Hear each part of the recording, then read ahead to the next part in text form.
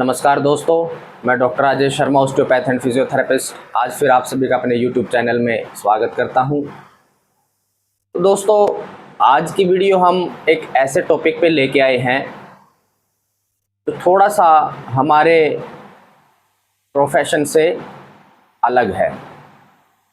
यह वीडियो मैं इसलिए बना रहा हूं क्योंकि मैं हेल्थ केयर प्रैक्टिशनर होने के साथ साथ एक फादर भी हूं। मेरे बेटे को एलर्जिक रेनाइटिस की समस्या थी। वो जब सुबह उठता था तो उसको छींक आना स्टार्ट हो जाती थी। एक बार जब उसको छींक आती थी तो 20, 30, 50 कोई गिनती नहीं थी उसकी छींकों की, पता नहीं कितनी छींकें आती थी उसको। जब वो रात को सोता था तो जब वो कंबल में जाता था, ब्लैंकेट में जाता था, तो उसको एकदम से छींकें आना स्टार्ट हो जाती थी। छींकें इतनी आती थी कि कोई गिनती ही नहीं। छींक आने लगती थी तो हो सकता कि एक साथ 50 छींकें उसको आने लग जाए और छींकें मार मार के वो बेचारा परेशान हो जाता था। मैंने कई डॉक्टर से कंसल्ट किया, सब सिम्टोमेटिक्स ट्रीटमेंट दे देते थे। मेरे बेटे की एज 8 साल है। जब वो छोटा था, लगभग 1-2 साल का, तो उसको कई बार चेस्ट कंजेशन हुआ, जिसकी वजह से उसको हॉस्पिटलाइज करवाना पड़ा। कई बार वो साल में 3-3 बार हॉस्पिटलाइज हुआ और हफ्ते हफ्ते तक उसका कंटिन्यूअस ट्रीटमेंट चला। डॉक्टर्स के पास जाते थे तो वो सिम्टोमेटिक्स ट्रीटमेंट देते थे, एंटीबायोटिक्स देते थे। छोटी सी एज में ही उसको एंटीबायोटिक्स लगना स्टार्ट हो गई। इतनी हैवी एंटीबायोटिक्स उसको लगती थी। तो मैं इस समस्या से परेशान हो चुका था। फिर मैंने इस बीमारी के बारे में अच्छे से स्टडी की। इसके लिए मैंने पूरा इम्यूनोलॉजी को पढ़ा। हमारे कोर्स में भी वैसे इम्यूनोलॉजी पढ़ाई जाती है, बट वो इतना डिटेल में नहीं होती है। उसके बाद मैंने इम्यूनोलॉजी को पढ़ा। जब इम्यूनोलॉजी में मैंने एलर्जिक रेनाइटिस के बारे में पढ़ा तो दोस्तों मैं हैरान रह गया। सफ़ीदों के अंदर एक पीडियाट्रिशियन है, डॉक्टर लवकेश अग्रवाल, मेरे बहुत अच्छे मित्र हैं। उन्होंने एलर्जी एंड इम्यूनोलॉजी में कुछ स्पेशल कोर्सेज किए हुए हैं। तो मैं उनके पास गया और मैंने अपनी समस्या उनके साथ डिस्कस की। तो उन्होंने मेरे को एलर्जिक रेनाइटिस के बारे में बताया और उन्होंने कुछ टेस्ट करवाए। जब मैंने एलर्जिक रेनाइटिस के बारे में पढ़ा तो मैंने पढ़ा कि ये समस्या हमें होती किस वजह से है। तो उसमें मैंने पाया कि एलर्जिक रेनाइटिस की जो समस्या होती है वो बेसिकली एलर्जी की वजह से होती है।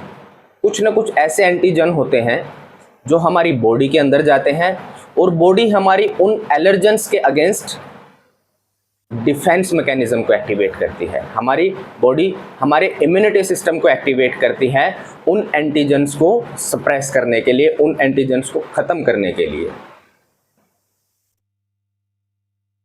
वो एलर्जेंस बेसिकली कहाँ पाए जाते हैं आप सोच भी नहीं सकते। वो एलर्जेंस हमारे हाउस डस्ट में पाए जाते हैं। हाँ दोस्तों, वो डस्ट माइट्स होते हैं। जैसे हमारी बेड की चादरें हैं, उनके अंदर वो डस्ट माइट्स होते हैं। जो हम ओढ़ने वाली ब्लैंकेट यूज़ करते हैं उसके अंदर वो डस्ट माइट्स मिलते हैं। जो हमारे घर में कर्टेन्स लगे होते हैं उसके अंदर वो डस्ट माइट्स मिलते हैं। घर के अंदर जो धूल मिट्टी होती है उसके अंदर वो डस्ट माइट्स मिलते हैं। तो इसलिए जब भी आप देखोगे कि आप सोने के लिए बेड पे जा रहे हो, ब्लैंकेट ओढ़ रहे हो, तो आपको एकदम से छींकें आना स्टार्ट हो जाती है। जब मैंने इसको इम्यूनोलॉजी में पढ़ा और मैं इसके काफ़ी डीप में गया तो मैंने पाया कि जब वो एंटीजन, वो एलर्जन हमारी बॉडी के अंदर जाता है, जैसे हाउस डस्ट माइट्स होते हैं, उसमें डर्मेटोफैगोइड्स होते हैं। डर्मेटोफैगोइड्स बेसिकली 2 तरह के डर्मेटोफैगोइड्स होते हैं और वो ही मोस्ट कॉमन एलर्जन है जिसकी वजह से एलर्जिक रेनाइटिस होता है। इसके अलावा किसी को पोलन ग्रेन से भी एलर्जी होती है। जैसे हमारे पेड़ पौधे फूल हैं उनके ऊपर पोलन लगते हैं छोटे छोटे, जब वो फूल अंकुरित होना स्टार्ट होते हैं तो उसकी वजह से भी हमें एलर्जी होती है। बट छोटे छोटे बच्चों को जो एलर्जी मिलती है वो बेसिकली हाउस डस्ट माइट की वजह से मिलती है। जब मैंने डिटेल में इसको पढ़ा तो मैंने पाया कि जो हमारी बॉडी के अंदर उन एलर्जेंस के अगेंस्ट एंटीबॉडीज बनती हैं वो बेसिकली आईजीई होती हैं। हमारी बॉडी में 5 तरह की एंटीबॉडीज बनती हैं, IgM, IgG, IgA, IgD और IgE। IgE एंटीबॉडीज जब उन एलर्जेंस के अगेंस्ट हमारी बॉडी के अंदर बनती हैं तो वो हमारी बॉडी के अंदर एक बहुत ही बड़ा इन्फ्लेमेटरी एलर्जिक रिस्पॉन्स क्रिएट करती है, जिसकी वजह से बच्चे को वो छींकें आना, बार बार चेस्ट कंजेशन होना, बार बार गला ख़राब होना, बार बार उसको सांस लेने में दिक्कत आना, बच्चा जब सोता है तो उसकी नाक से घर घर की आवाज़ आना, बच्चे को खुल के सांस ना आना, तो उसकी वजह से ये सारी प्रॉब्लम क्रिएट होती है।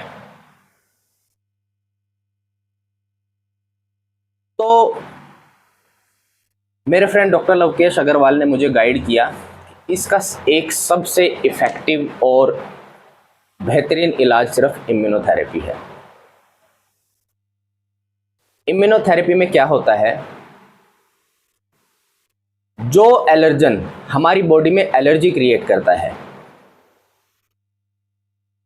उस एलर्जन को इनएक्टिव फॉर्म में हमारी बॉडी के अंदर या तो इंजेक्शन से या फिर ओरल रूट से हमारी बॉडी के अंदर भेजा जाता है।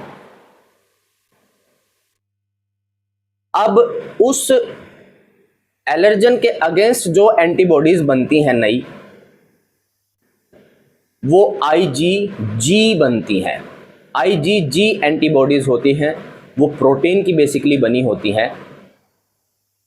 और जब IgG एंटीबॉडीज़ हमारे अंदर बनती हैं तो ये एंटीबॉडीज़ हमारी बॉडी के अंदर इन्फ्लेमेटरी रिस्पॉन्स यानी एलर्जिक रिस्पॉन्स जो इतना हैवी IgE एंटीबॉडीज़ क्रिएट करती है वो नहीं होता है, क्योंकि जो IgG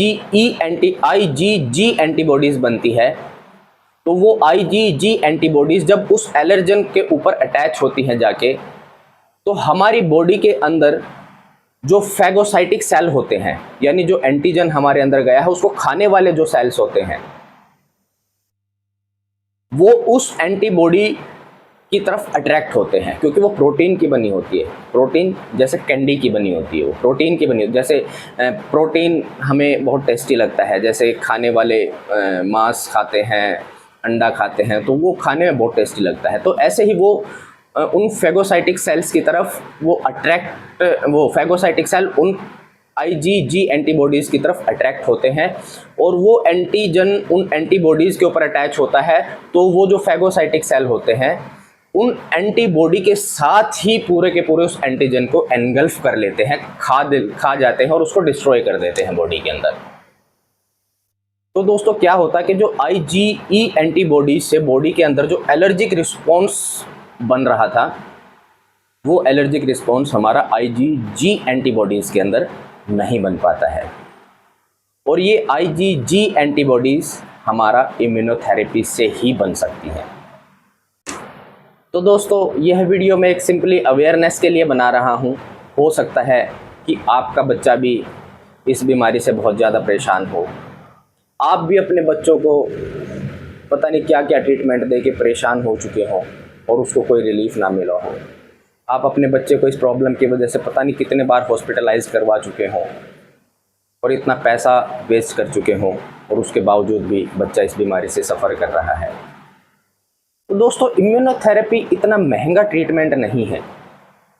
अगर इस बीमारी की वजह से आपका बच्चा एक बार हॉस्पिटलाइज्ड होता है और उस बच्चे के ऊपर जितना पैसा उस हॉस्पिटल के अंदर लगता है जिसका कोई मतलब ही नहीं है, उस इलाज से बच्चे के अंदर कोई डिफेंस मैकेनिज्म ही नहीं बन रहा है, और आप उस इलाज के लिए एक बार हॉस्पिटल में जितने पैसे दे के आ रहे हैं उतने पैसे में आपकी इम्यूनोथेरेपी हो जाएगी। थोड़ा सा लंबा कोर्स है, 2-3 साल चलता है।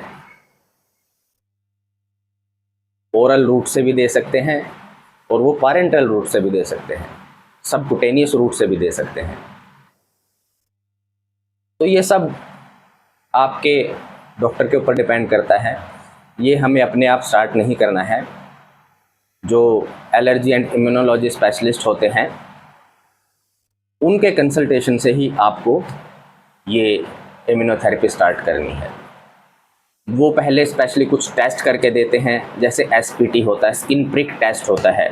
स्किन प्रिक टेस्ट में वो एलर्जन को बॉडी के अंदर प्रिक करके देखते हैं, और वहाँ पे अगर जो कुछ रिएक्टिव चेंजेस हमें मिल जाते हैं तो इसका मतलब वो उस एलर्जन के अगेंस्ट हमारी बॉडी के अंदर रिएक्शन होता है, यानी वो पॉजिटिव है उस एलर्जेंस के अगेंस्ट। तो उसके बेसिस पे ही इम्यूनोथेरेपी स्टार्ट होती है। तो दोस्तों, अगर आप हरियाणा से हैं तो हरियाणा के अंदर मैं आपको 2 बहुत ही best allergic and immunology specialist बताना चाहूँगा। एक तो है डॉक्टर लवकेश अग्रवाल, जो सफ़ीदों के अंदर बैठते हैं, अग्रवाल हॉस्पिटल के नाम से है, और दूसरे हैं डॉक्टर जोगिंदर धनखड़, जो कि गन्नौर में भी और सोनीपत में भी बैठते हैं। गन्नौर में इनका धनखड़ हॉस्पिटल के नाम से हॉस्पिटल है, और सोनीपत में इनका संजोग हॉस्पिटल के नाम से हॉस्पिटल है। तो दोस्तों, अगर जो आपके बच्चे को ऐसी प्रॉब्लम है, एलर्जिक रिनाइटिस से परेशान है, तो आप एक बार इनसे ज़रूर कंसल्ट कीजिए, आपको बहुत ही ज़बरदस्त रिज़ल्ट मिलेंगे। इम्यूनोथेरेपी में छोटी छोटी वायल्स बना के दे देते हैं। अगर जो वो सबलिंगुअल रूट से हमें एडमिनिस्ट्रेशन के लिए दे रहे हैं तो हमें सिंपली बच्चे की जीभ के नीचे उस वायल में से कुछ ड्रॉप्स टपकानी होती हैं। जैसे पहले 1 महीने वो डेली 4-4, 5-5 बूंद हमें जीभ के नीचे टपकानी है, फिर नेक्स्ट मंथ में थोड़ा वो घटा देते हैं, हफ्ते में 2 बार 3 बार, जैसा भी उनका एडमिनिस्ट्रेशन का मेथड है। और ऐसे धीरे धीरे धीरे धीरे करके वो डेज़ की ड्यूरेशन को बढ़ाते जाते हैं। पहले इम्यूनोथेरेपी का प्राइमरी रिस्पॉन्स जनरेट होता है, उसके बाद सेकेंडरी रिस्पॉन्स जनरेट होता है, जो कि बहुत ही पावरफुल और लॉन्ग ड्यूरेशन होता है।